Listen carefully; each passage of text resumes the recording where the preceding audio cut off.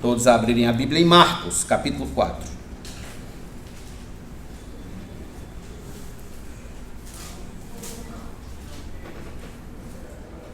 Marcos, capítulo 4.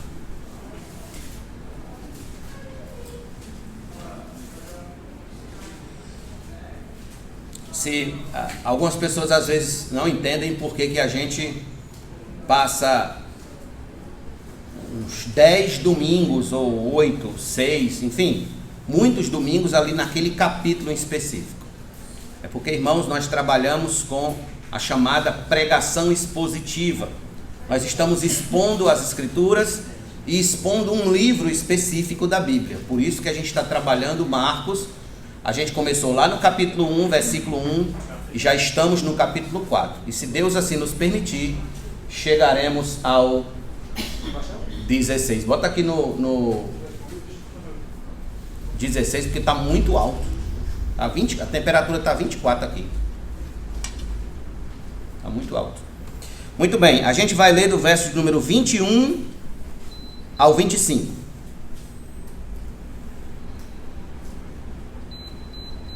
Jesus também lhes disse: será que alguém traz uma lamparina para que seja colocada debaixo de um cesto ou da cama? Algumas traduções aí talvez tenha alqueire. Alqueire é um cesto, é como se fosse um balde. Por acaso não a coloca num lugar em que ilumine bem? Em outra tradução diz no velador. Porque não há nada oculto, senão para ser manifesto, e nada escondido, senão para ser revelado.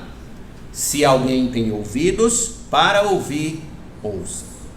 Então lhes disse: prestem bem atenção no que vocês ouvem.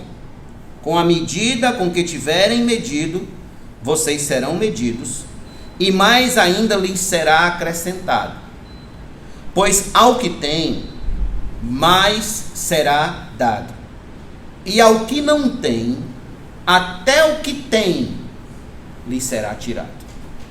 Vamos orar. Ó bendito Deus e Pai de nosso Senhor Jesus Cristo, eu te rogo nesse instante a iluminação do Teu Espírito Santo em nosso coração, em nossas mentes, aplicando a Tua palavra, Senhor Deus, às nossas necessidades de transformação, ó Deus, de mudança, de renovo de caráter, de santidade, santificação. Nos ajuda, Senhor. Precisamos que o Senhor nos socorra por meio da iluminação da Tua palavra. Assim te agradecemos, em nome de Jesus, por Teu amor, e gratos todos nós digamos amém. Permaneça com sua Bíblia aberta aí, por favor. Preste bastante atenção.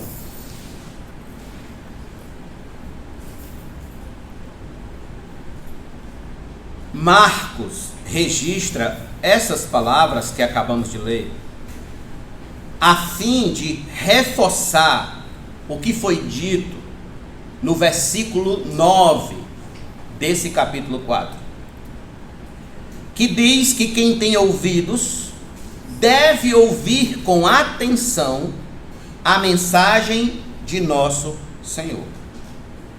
Essas palavras que acabamos de ler, elas são recortes importantes que encontramos nos demais evangelhos em contextos diferentes. Por exemplo, elas podem ser encontradas no Sermão do Monte, podem ser encontradas em outras parábolas.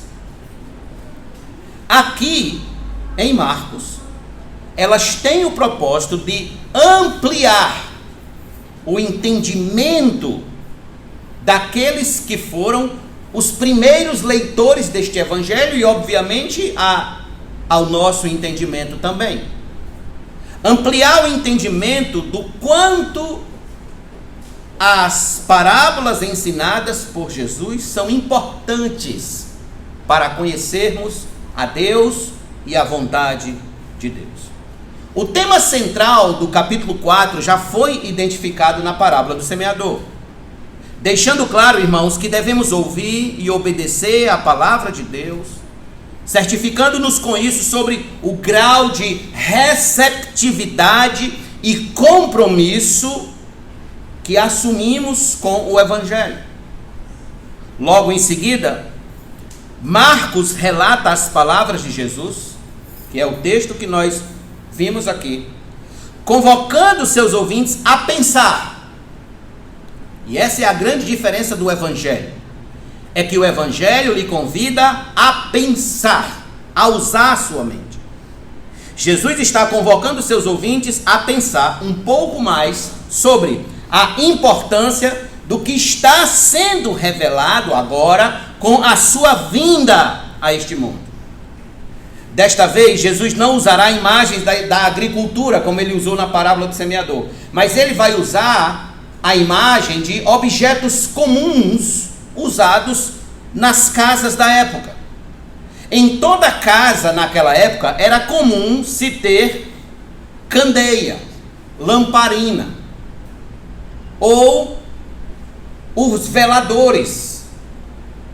Meus avós ainda viveram no tempo, no interior, onde a iluminação noturna era feita por lamparinas, ou lampiões de gás. Pois bem, entender o que estes simples objetos significam nas palavras de Jesus, nesse texto, nos levará a um nível mais profundo de conhecimento tanto da vida quanto da obra de Cristo. E isso será muito importante para nós. Tudo isso que nós acabamos de ler, irmãos, está ligado de um modo direto com o propósito da primeira vinda de Jesus a este mundo. E para que a gente entenda melhor isso hoje à noite, nós vamos dividir esse texto em três ações. A primeira ação é a ação da luz como significado da vinda de Cristo. A luz como significado da vinda de Cristo. Esta é a primeira ação. E eu quero chamar a sua atenção para os versos de número 21 e 22. Jesus também lhes disse: será que alguém traz uma lamparina para que seja colocada debaixo de um cesto ou da cama? Por acaso não a coloca num lugar em que ilumine bem, num velador? Porque não há nada oculto senão para ser manifesto, e nada escondido senão para ser revelado. Observe, tudo que Jesus está dizendo aqui é algo muito lógico, muito óbvio. Nenhuma luz é acesa para ser escondida. Ninguém acende uma lamparina para escondê-la. Ela existe, a luz existe, para estar num determinado lugar que ilumine bem a todos que dela precisam. É a lógica, é o óbvio. Lamparina ou candeia daquela época era uma peça de barro. Ela era uma peça de barro com duas cavidades, uma central e a outra numa outra extremidade. Na central colocava-se o azeite. Na extremidade colocava-se o pavio onde era aceso. Quando Jesus fala aí no final do versículo de número 21, um lugar que ilumine bem, algumas traduções já têm o que é esse lugar, que seria o velador. O que é o velador? O velador era um suporte de madeira ou de ferro, de mais ou menos de 60 centímetros a 1 metro de altura, onde se colocava em cima a lamparina, e a luz daquela pequena lamparina iluminava todo o cômodo em que as pessoas estavam. Jesus está usando dessas duas figuras muito comuns na época para dizer que assim como a luz não era acesa para ficar escondida, para ficar oculta, da mesma forma a sua vinda a este mundo, inaugurando o reino de Deus entre os homens, também não era para ficar escondido, não era para ficar oculto, mas ser anunciado e revelado. Portanto, irmãos, logo de cara, podemos considerar que a lamparina, a candeia acesa a quem Jesus se refere aqui, é Ele mesmo. Ele é a luz acesa neste mundo de trevas, que não deve ficar escondida e nem deve ser rejeitada por quem precisa de luz. Em toda a Bíblia Sagrada, a palavra luz, ela é usada tanto no seu sentido literal, quanto no sentido figurativo. Em Gênesis 1, nós temos o sentido literal do que significa luz. Mas aqui, nós temos um sentido figurativo. No Novo Testamento, a palavra luz, ela pode se referir figurativamente tanto à pessoa de Cristo, quanto à pessoa do discípulo de Cristo, como a gente pode encontrar em Mateus capítulo 5. No caso em que estamos considerando, irmãos, a luz se refere figurativamente a Cristo. Aliás, não apenas aqui, mas em muitos outros lugares, Jesus vai se referir, se identificar como sendo a luz do mundo. Por exemplo, abra sua Bíblia comigo em João capítulo número 1.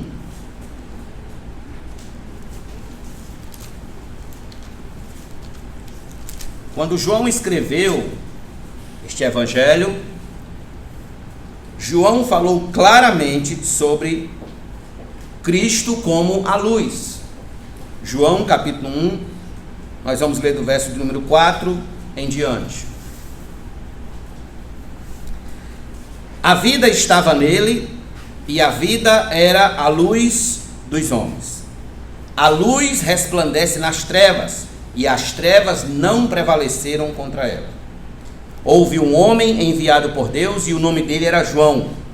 Este veio como testemunha para testificar a respeito da luz, para que todos vissem a crer por meio dele. Ele não era a luz, mas veio, veja, para dar testemunho da luz. A verdadeira luz que, vinda ao mundo, ilumina toda a humanidade. Quem é essa luz? Vamos lá, abra a sua Bíblia, está em João, vá para o capítulo 8. João 8, versículo de número 12. De novo Jesus lhes falou dizendo: eu sou a luz do mundo. Quem me segue não andará nas trevas. Pelo contrário, terá a luz da vida. O próprio Jesus está dizendo no capítulo 8 de João: eu sou a luz do mundo. No capítulo 9, versículo 5, Jesus afirmou, veja: enquanto estou no mundo, sou a luz do mundo.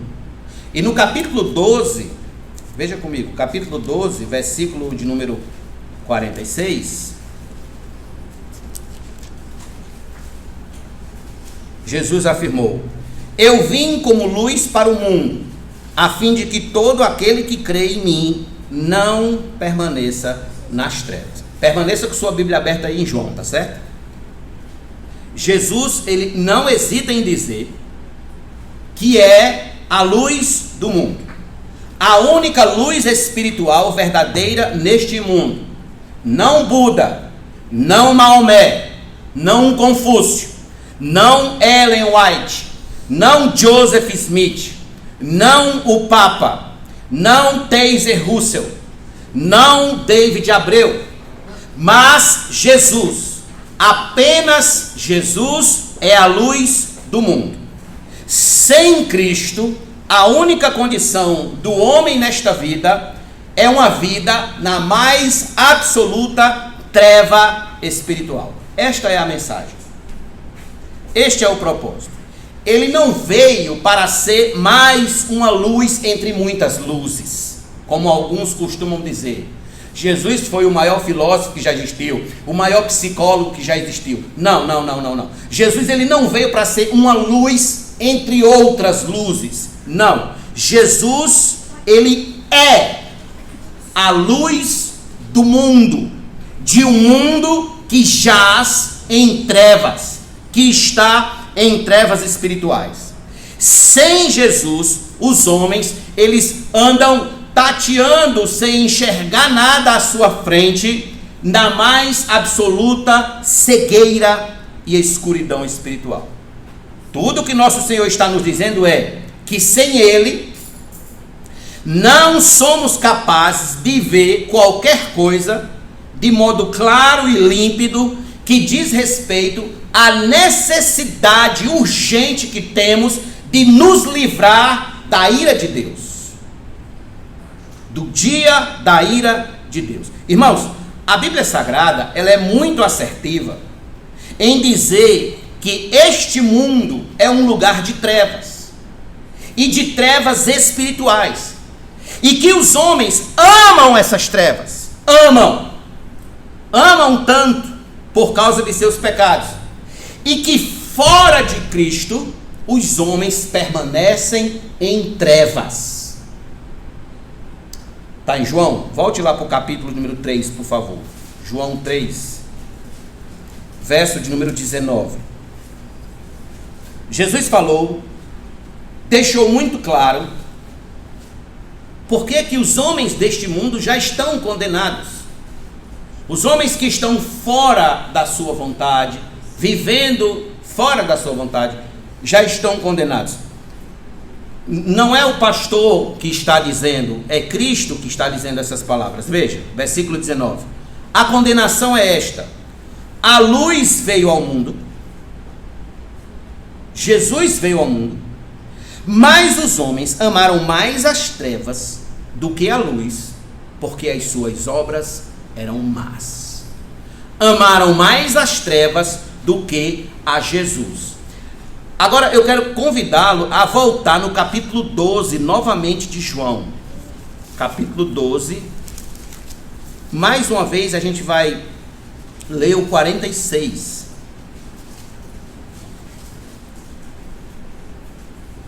Eu quero que você grife uma parte deste versículo. Eu vim como luz para o mundo, a fim de que todo aquele que crê em mim não permaneça nas trevas. Grife essa parte aí, ó. Não permaneça nas trevas. O que isso quer dizer? Isso quer dizer que a vinda de Cristo tornou ainda mais nítida a dicotomia, a divisão neste mundo, declarando que há um lugar de trevas e um lugar de luz. Existem pessoas que estão nas trevas e existem pessoas que estão na luz. Existe um lugar chamado de trevas e outro lugar chamado de luz. Trevas espirituais não conseguem entender nada da verdade de Deus, da palavra de Deus. E existe um outro lugar onde as pessoas entendem a vontade de Deus, vivem debaixo da vontade de Deus, compreendem a vontade de Deus e tocam sua vida para frente de acordo com a vontade de Deus. É neste lugar onde está a luz. O próprio apóstolo Paulo, ele vai deixar muito claro quando ele diz que a luz do evangelho da glória de Cristo não resplandece no entendimento dos incrédulos, não brilha no entendimento deles. Eles não conseguem entender, eles não conseguem compreender. Por quê? Porque estão em trevas espirituais, estão em trevas, permanecem sem entender a necessidade de escapar da ira de Deus, estão em trevas, absoluta treva. Em outro lugar, Paulo vai dizer, porque no passado vocês eram trevas, mas agora são luz no Senhor. Aí ele diz, vivam como filhos da luz. Ora, numa razão direta, se Paulo diz que existem filhos da luz, é porque também existem filhos das trevas. Filhos das trevas. É assim que a Bíblia divide este mundo. Como é que a Bíblia divide este mundo? Entre os filhos da luz e os filhos das trevas. Pastor, quem são os filhos das trevas? Sabe aquele seu vizinho, gente boa, que quando você precisa de uma xícara de açúcar, ele lhe atende? só que ele não quer nada com Cristo, é um filho das trevas. Sabe aquele seu parente, que é gente fina, que você gosta muito dele, mas ele também não quer nada com Cristo, é um filho das trevas. Aquele seu amigo do trabalho, aquela sua amiga do trabalho, que zomba de você porque você é crente, ele é ou ela é filho das trevas. Ouça, todo aquele que está fora da pessoa de Cristo está fora da luz, está nas trevas. A pergunta é: você está fora de Cristo ou está em Cristo? Responda para o seu coração. Você está nas trevas ou está na luz? É isso que você deve se certificar. Eu estou em trevas ou eu estou na luz? Em João 12:36, Jesus disse: enquanto vocês têm a luz, creiam na luz, para que se tornem filhos da luz. Esse é o critério. Para alguém ser filho da luz, tem que crer na luz. Para alguém ser filho de Cristo, tem que crer em Cristo. Não dá para ser diferente. Esse é o critério. Lá em Marcos capítulo 4, no versículo 22, nosso Senhor disse que não há nada oculto senão para ser manifesto, nada escondido senão para ser revelado. Pastor, o que isso significa exatamente? O que Jesus está dizendo? Irmãos, até certo tempo eu acreditei que isso se falava de pecados ocultos. Quando nós pecamos ocultos, de modo oculto, e aí a gente lê esse versículo e diz: vou ser descoberto. Tudo vai ser revelado. Deixa eu dizer algo para vocês aqui. Não se iluda, não existe pecado oculto. Deus é onisciente. Não existe pecado oculto. Deus é onisciente, Ele vê todas as coisas. Absolutamente vê todas as coisas. Não há nada que você faça que Deus não veja. Então, para Deus, nada precisa ser revelado. Para Deus, tudo já está à vista. Ele sabe exatamente o que você está pensando agora. Ele sabe exatamente os pensamentos que estão vindo à sua mente, que estão brotando no seu coração, por meio do que você está ouvindo aqui hoje à noite. Então, não existe pecado oculto. Vamos acertar isso hoje à noite. Não existe pecado oculto. Como é que a gente vai entender isso aqui? A gente vai entender isso aqui começando lá pelo versículo 11 do capítulo 4. Você está em Marcos? Lá no capítulo 11 do versículo 4, diz que Jesus, falando aos discípulos, disse assim: foi dado a vocês conhecer o mistério do reino de Deus. Foi dado aos discípulos conhecer o mistério. Mistério evoca algo oculto que precisa ser revelado, entendido, compreendido. Portanto, o mistério que foi dado a conhecer a eles, o escondido, o oculto que precisava ser revelado a eles, que estava sendo revelado a eles, era o próprio Cristo. Jesus era o mistério que estava oculto e agora estava sendo revelado a eles. A vinda de Jesus a este mundo era exatamente a revelação do mistério do reino de Deus. Paulo, irmãos, deixou isso muito claro em 2 textos que ele escreveu. Veja comigo em Colossenses, capítulo número 1, por favor. Colossenses 1.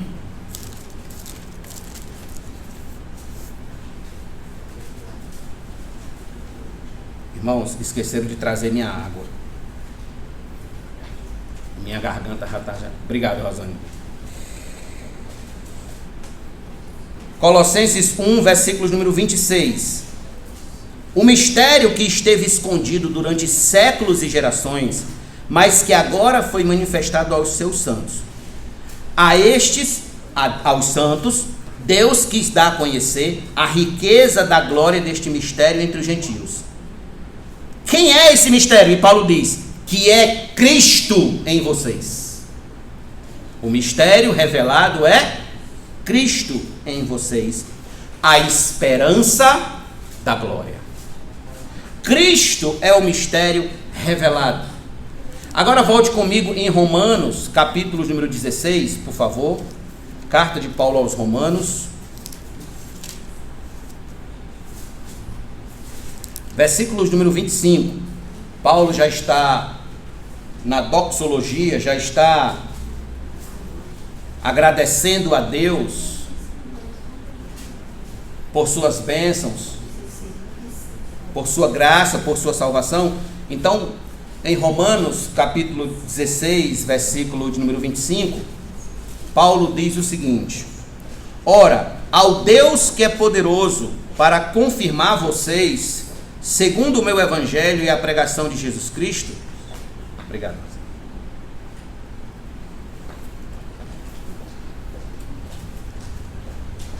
Vamos lá. Conforme a revelação do mistério guardado em silêncio desde os tempos eternos. O mistério guardado desde os tempos eternos em silêncio era o Filho de Deus, Cristo. Notem que toda essa revelação vai se cumprir aonde? No nascimento virginal, vida, ministério, morte e ressurreição de Cristo. É aí onde se cumpre a revelação do mistério de Deus. Agora, irmãos, tudo isso deve nos levar a refletir sobre um grande tema. O tema do amor de Deus. O tema do amor de Deus. Pergunto, qual é a nossa condição espiritual quando a gente chega a esse mundo? Qual é a nossa condição espiritual? E eu respondo: inimigos de Deus, rebeldes contra Deus, amantes do pecado, amantes das trevas, desobedientes à lei de Deus, infiéis ao Senhor. Essa é a nossa condição. É assim que o nosso coração nasce.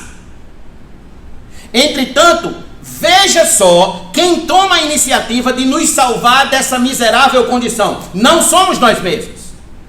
Nós não tomamos a iniciativa. Nós não nascemos e vamos crescendo e dizendo: quando eu crescer eu vou servir a Deus, quando eu crescer eu vou servir a Deus. Não! Pelo contrário, basta ver o tanto de filhos de crentes que se desviam, que se afastam do evangelho quando chega na adolescência, quando chega na juventude. Porque é o coração que não foi transformado, não foi mudado, não nasceu de novo. Então, quem é que nos tira dessa condição de rebeldia e nos traz para uma condição de servos seus? Está escrito em João 3,16: porque Deus amou o mundo de tal maneira que deu o seu Filho unigênito para que todo que nele crê não pereça, mas tenha a vida eterna. João 3,16. Quem tomou a iniciativa foi Deus. Quem mandou a luz para este mundo de trevas e escuridão e pecado e rebeldia foi Deus. Deus Pai. A lamparina celestial que brilha neste mundo não é outra coisa senão a manifestação do gracioso amor de Deus por nós. Jesus não foi revelado para que a gente se tornasse mais sábios, mais ricos, mais poderosos. Não! Jesus foi revelado porque nós estávamos em trevas espirituais, em trevas no pecado, mergulhados no pecado, afundados, próximos de sofrer a espada da ira de Deus. Isso que Cristo foi revelado. E o que é isso? Amor!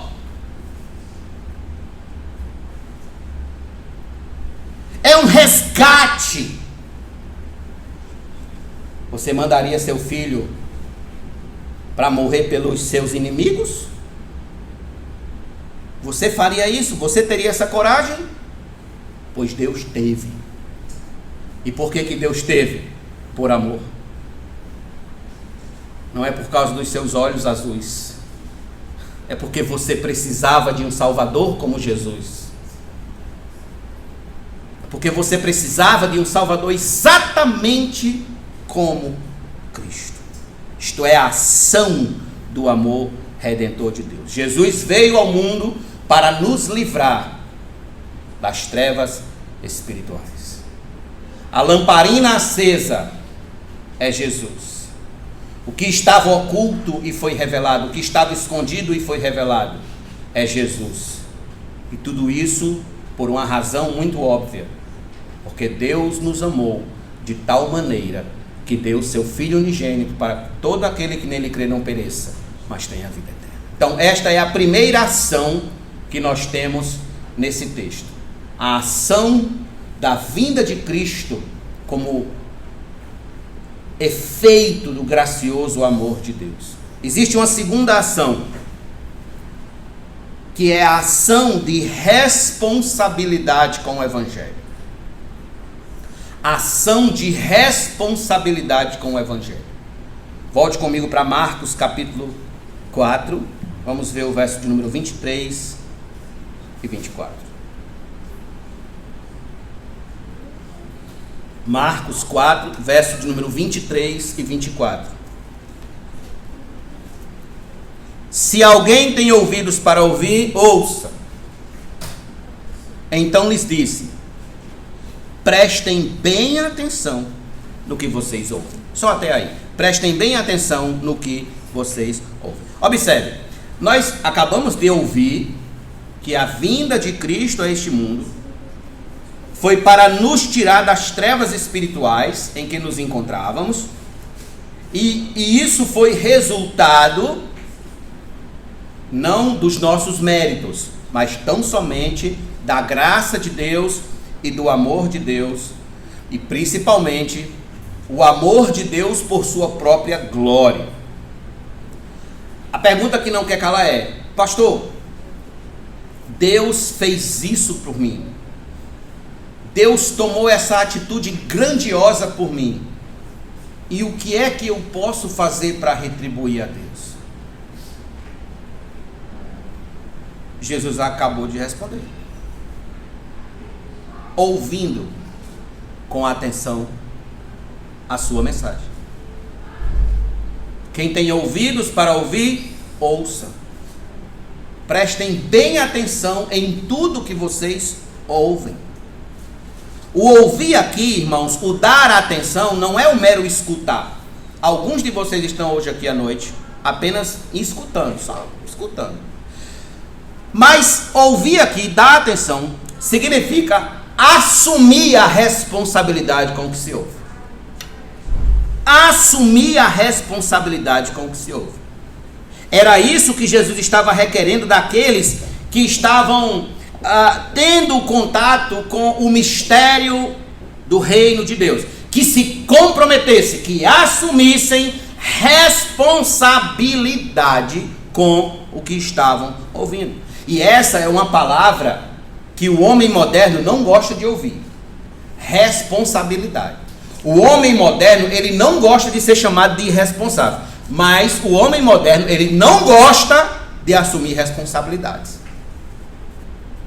Nós somos ensinados pelas músicas, pelos filmes, pelas séries, pelos podcasts, pelos comentários, artigos, etc., a sermos desapegados. Pessoas desapegadas de responsabilidade. Nós somos ensinados a deixar a vida nos levar, vida leva eu.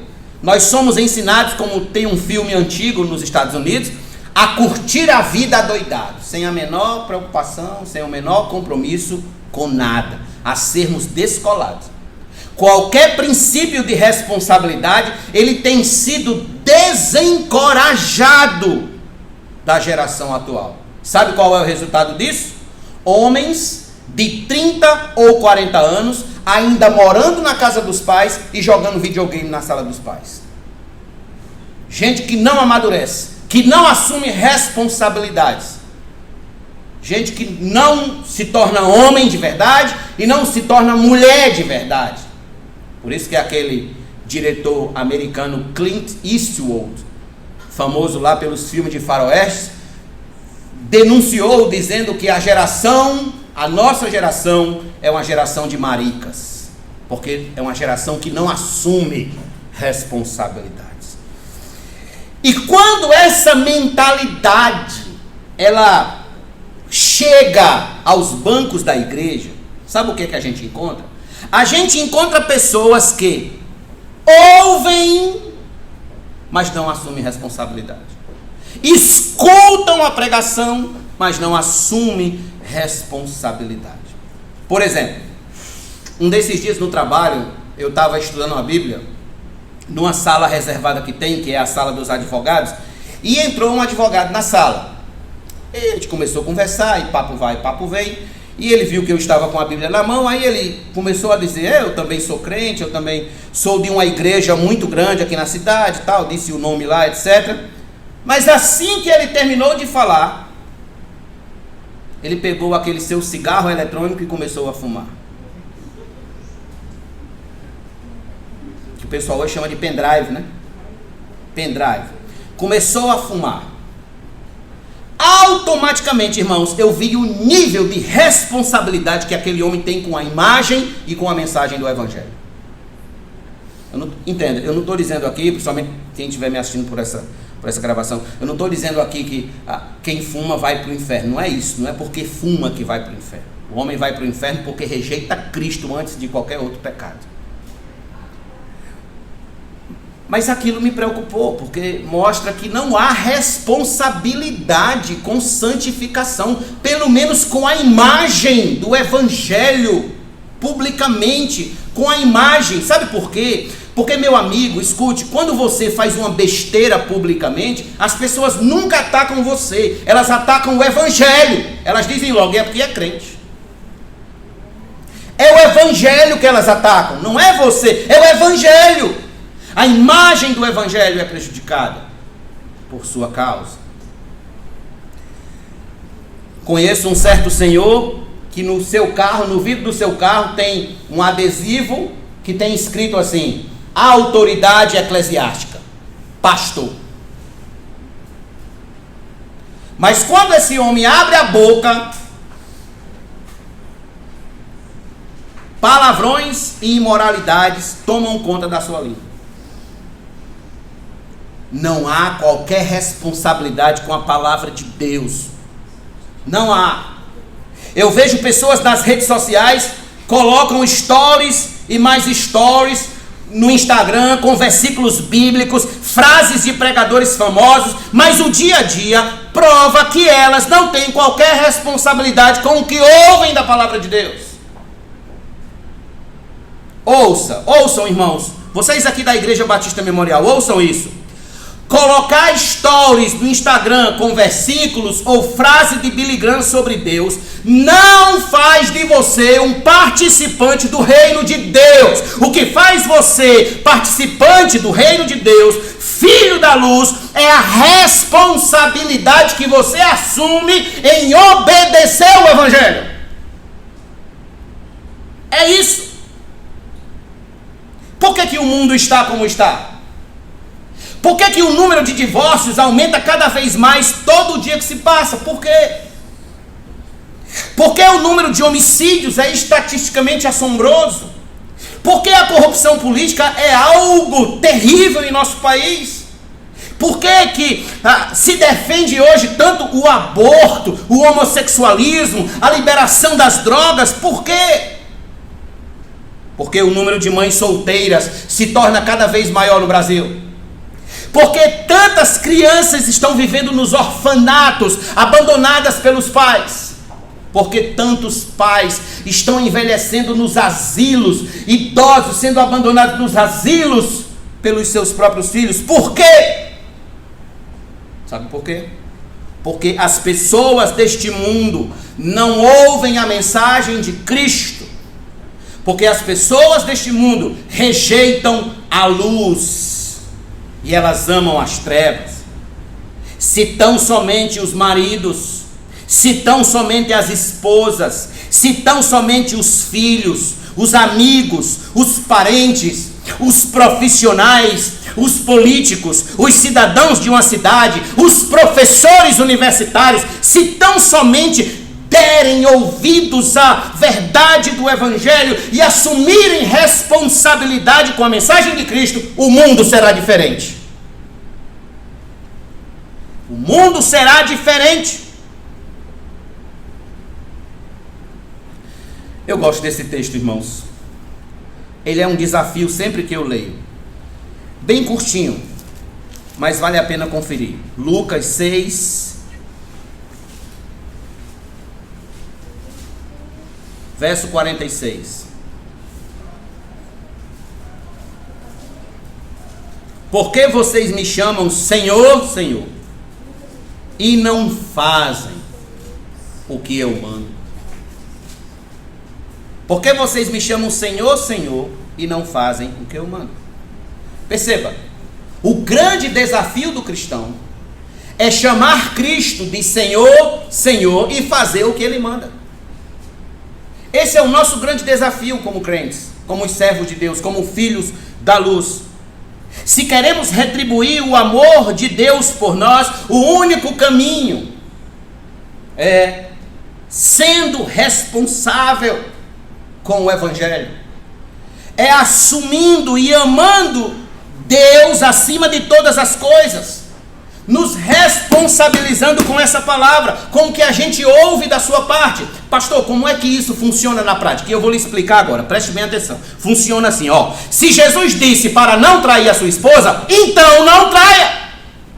Se Jesus disse para você amar o inimigo, então ame o inimigo. Como é que isso funciona na prática? Funciona assim, ó. Se Jesus disse para você guardar os mandamentos dele, então guarde.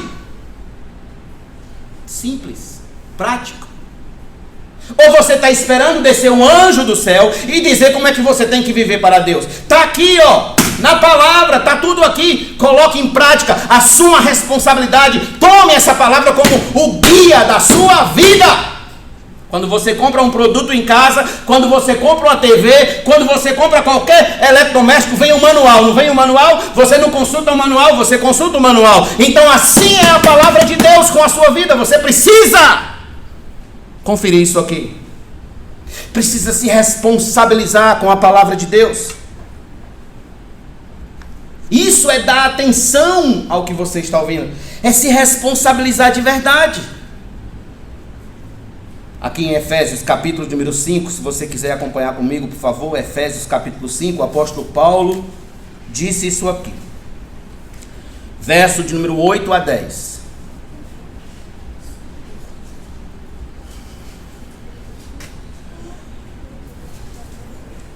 Porque no passado vocês eram trevas, mas agora são luz no Senhor. Vivam como filhos da luz. Porque o fruto da luz consiste em toda bondade, justiça e verdade, tratando de descobrir o que é agradável ao Senhor. O que é agradável ao Senhor. Aqui está a forma de mostrar amor por Deus, respeito por Deus,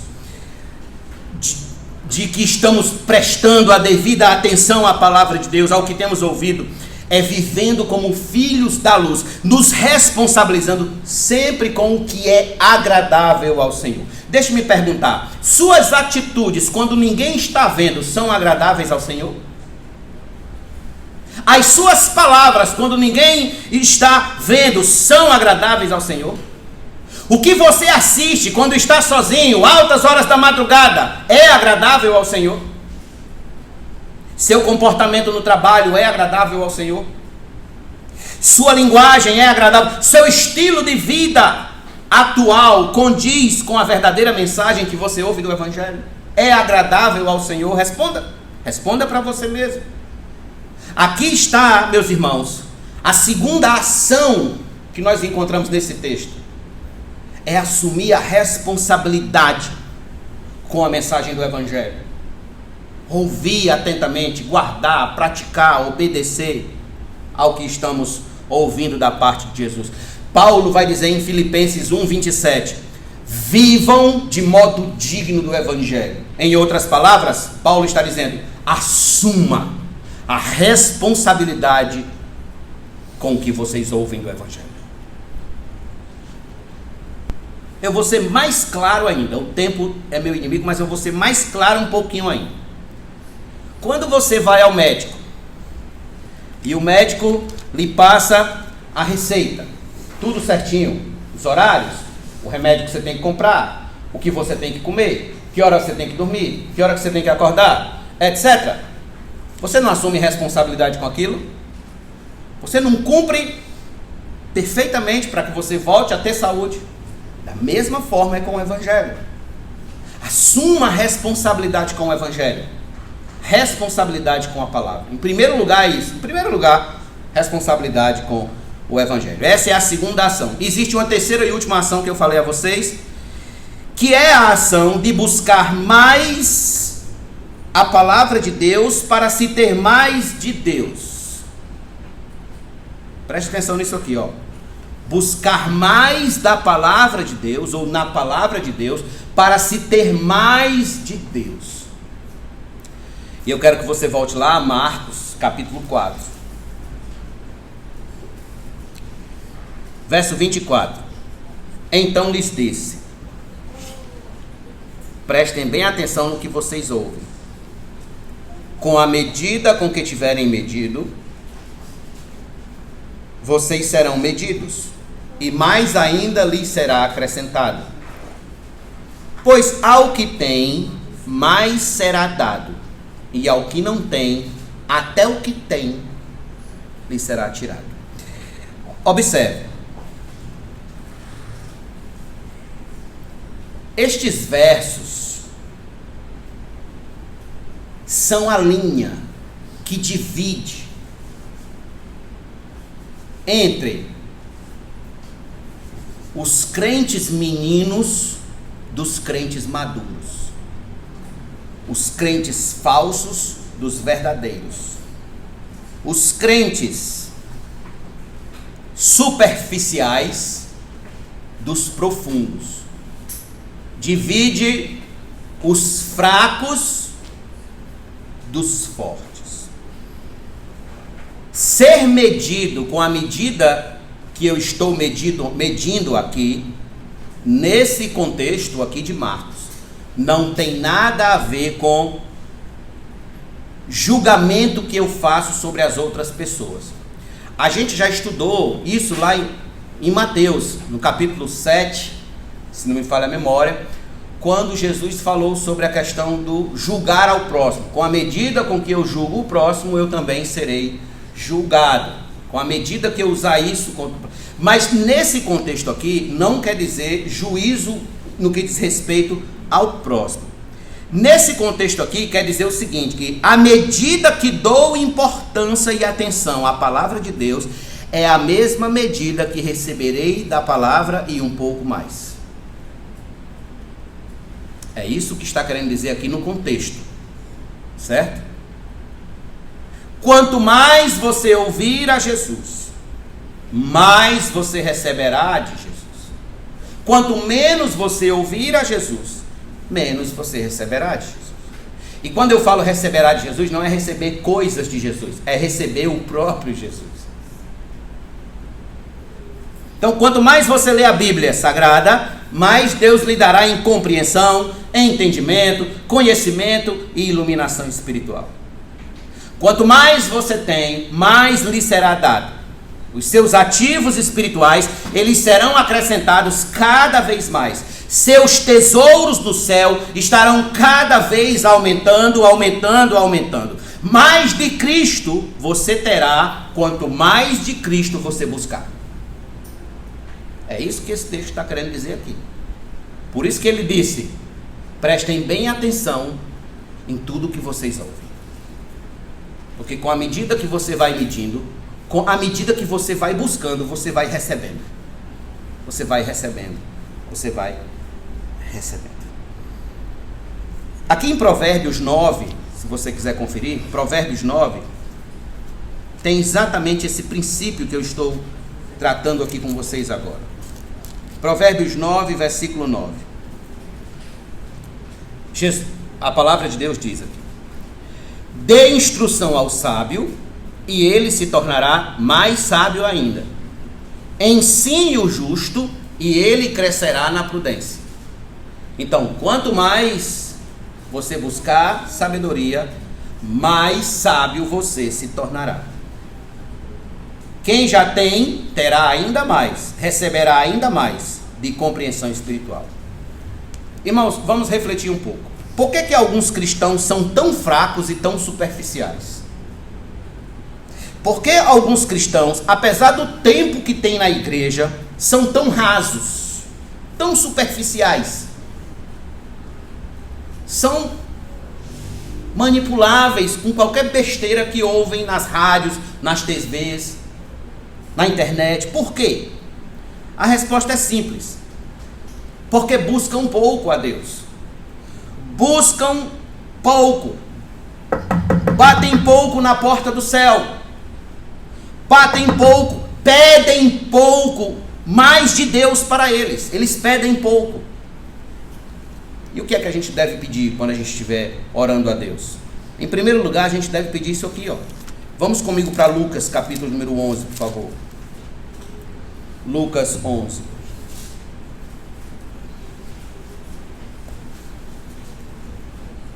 Verso de número 9 ao 11.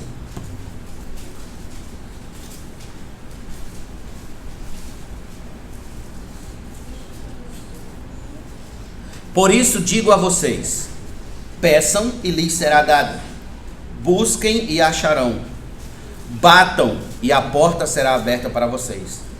Pois todo o que pede, recebe, o que busca, encontra, e quem bate, a porta será aberta.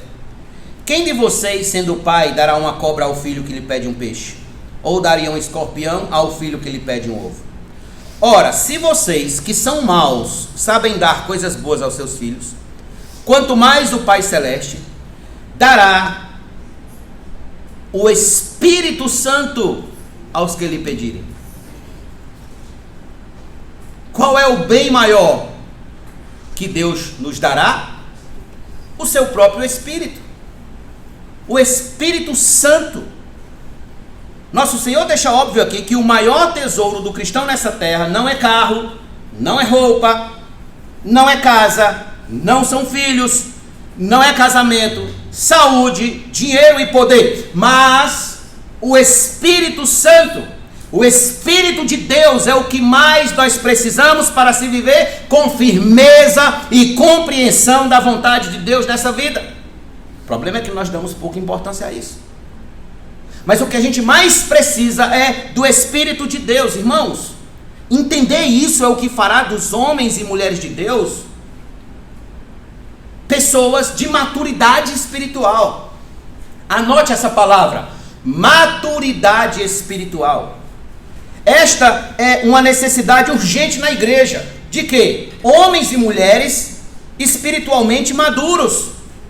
Maridos espiritualmente maduros. Esposas espiritualmente maduras, filhos maduros no Senhor, pais maduros espiritualmente, obreiros maduros espiritualmente. Onde não há maturidade espiritual, sobra problemas. Onde não há maturidade espiritual, reina confusão. Onde não há maturidade espiritual, tem gente problemática. Onde não há maturidade espiritual, existem casamentos doentes. Onde não há maturidade espiritual, os relacionamentos são enfraquecidos. Onde não há maturidade espiritual, a vida fica sem sentido. Tudo isso porque não buscamos, não batemos, não pedimos ao Senhor maturidade espiritual. Antes, irmãos, de termos famílias ajustadas, antes de termos vida profissional ajustada, antes de termos uma vida financeira ajustada, uma saúde ajustada, nós devemos ter uma vida com Deus ajustada. E uma vida com Deus ajustada é o reflexo de uma busca por maturidade espiritual. Primeiro Deus, primeiro a vontade de Deus, primeiro Cristo, e as demais coisas serão consequências.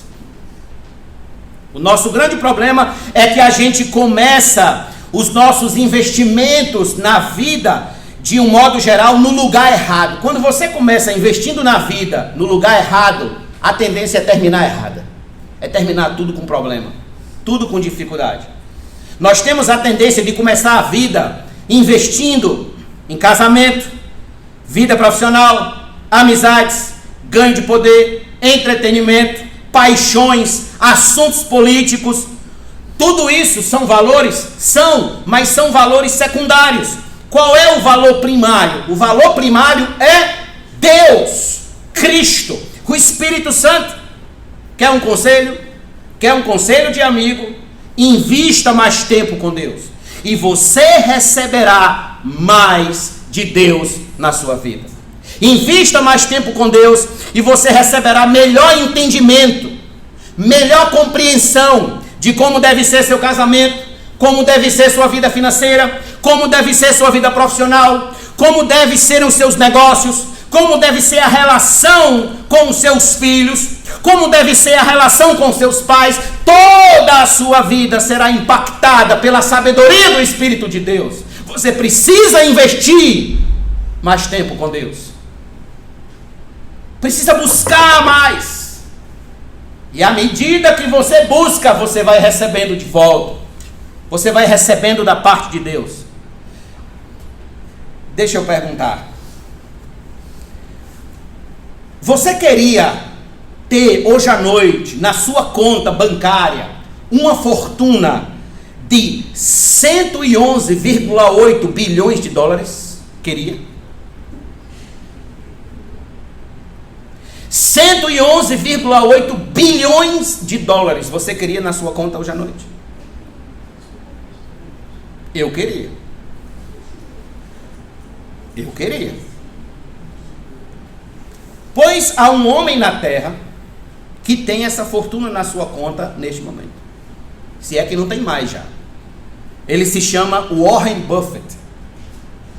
Um americano chamado Warren Buffett.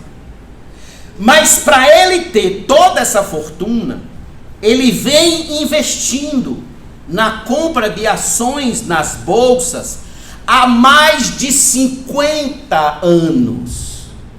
Ele começou a comprar ações na bolsa quando tinha 11 anos de idade. Ele começou a investir na sua educação financeira ainda novo, com os livros do seu pai, da biblioteca de seu pai. E ele tem exatamente isso hoje, 111,8 bilhões de dólares na sua conta. Ele começou a investir ainda jovem. E ele hoje é dono de uma das maiores fortunas do mundo. Assim é na vida espiritual.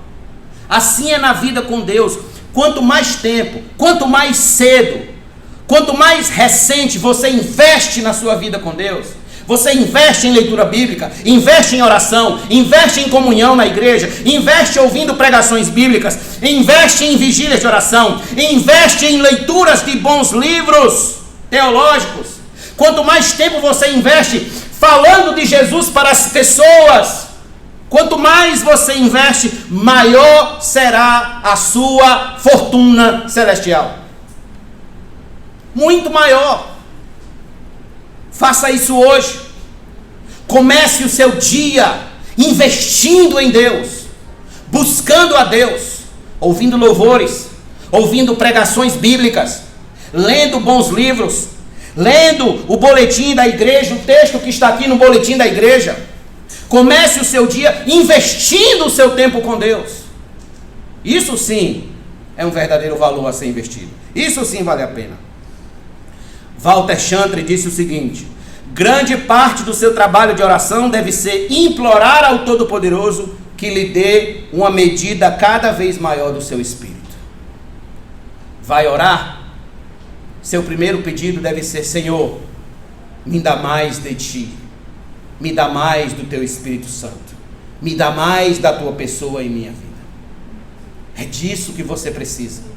É de Deus em primeiro lugar que você precisa. E à medida que você busca, você recebe. E Jesus disse: e ainda lhe será acrescentado. Ou seja, ainda há um bônus. E ainda vem um plus. Entretanto, nós não devemos encerrar essa mensagem sem deixar despercebido o final do versículo 25 do capítulo 4.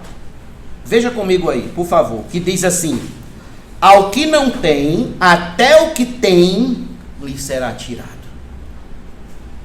Como assim, pastor? O que significa isso? Irmãos, esta era uma séria advertência aos judeus, que acreditavam que já tinham tudo para ser salvos. Eles já tinham tudo, eles não precisavam de mais nada. Eles já tinham o templo, eles já tinham os sacrifícios, e acima de tudo, eles eram descendentes de Abraão. Então já tinham tudo.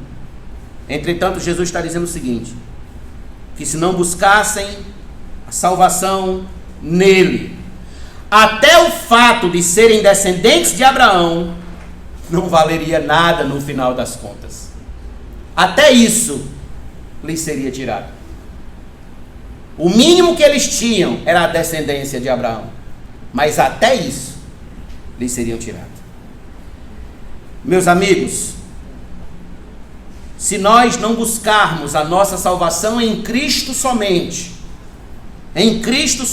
somente em Cristo, qualquer outra coisa que você se apegue para ser salvo da ira de Deus no dia do juízo, lhe será tirada.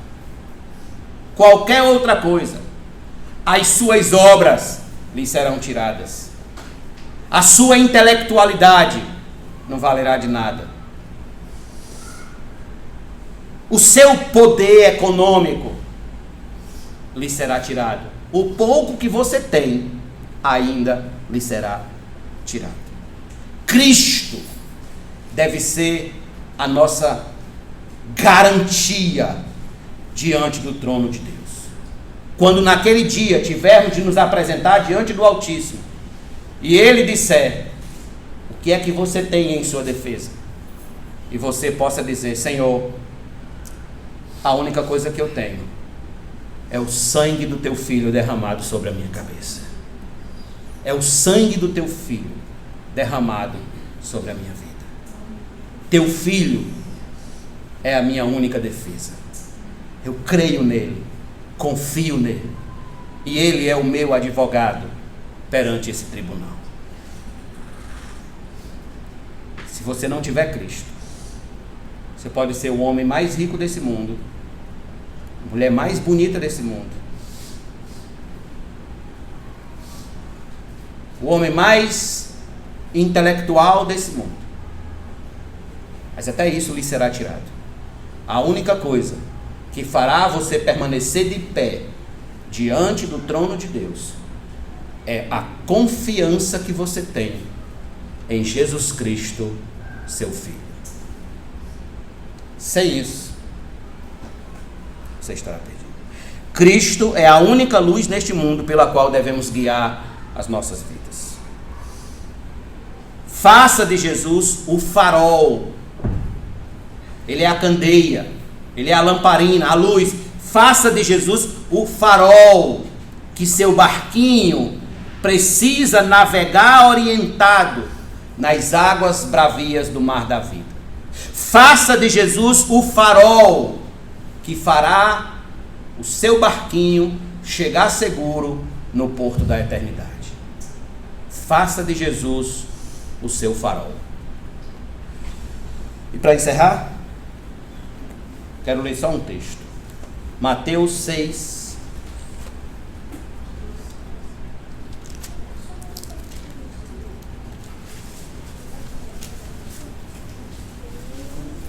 verso 33.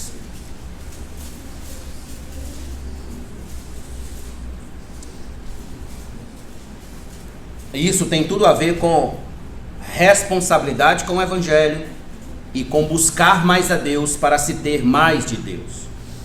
Verso 33.